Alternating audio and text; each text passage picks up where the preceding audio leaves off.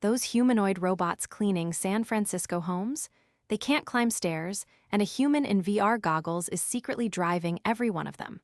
Also today, a push to make AI training data as transparent as open source code, and more money and more OpenAI departures than usual. Here's today's AI news. Here's an idea borrowed from a completely different corner of tech, treating AI training data like open source software dependencies, where you can actually see where everything came from. Gregory Kurtzer, who founded the popular Rocky Linux operating system, just launched a project called OpenWALDO to do exactly that for AI. It already indexes over 124 billion tokens of reference text across 75 million documents, each tagged with real licensing information. The project also introduces an AI bill of materials, a document that tracks exactly what data went into a model and how it was built. Right now, most AI companies won't tell you what their models were trained on.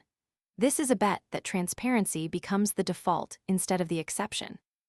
Moving on, OpenAI just quietly did something for a much smaller, much more technical crowd. It shipped a real desktop app for Linux. Until now, ChatGPT on Linux meant using it through a web browser like everyone else, no dedicated app. This preview brings ChatGPT and its coding tool, Codex, to major Linux distributions like Ubuntu, Debian, and Fedora on both standard and ARM processors. It's not the full experience yet. Features like voice requests and automated screen actions aren't included in this first release. But you can already switch between a normal ChatGPT conversation and a full coding environment that works directly with your local files and terminal. Story number 3. Another senior OpenAI executive is stepping out to start something new. Kevin Weil, who was OpenAI's chief product officer before running its special projects group, is reportedly raising $150 million for a new AI for science startup, at a valuation of at least $750 million before he's even shipped a product. The timing is notable. This comes in the same week OpenAI's chief operating officer, Brad Lightcap, announced his own departure. Investors clearly still believe individual OpenAI alumni carry serious value on their own. Valuation numbers like this for a barely launched startup don't happen without real conviction that the team, not just the idea, is worth the bet. Fourth up, venture capital firm Accel just closed $3.5 billion across 4 separate funds, all aimed at AI startups, spanning the US, Europe, and India. The India fund alone, $550 million, was oversubscribed and closed within weeks, even though more than half of Accel's previous India fund hasn't been spent yet.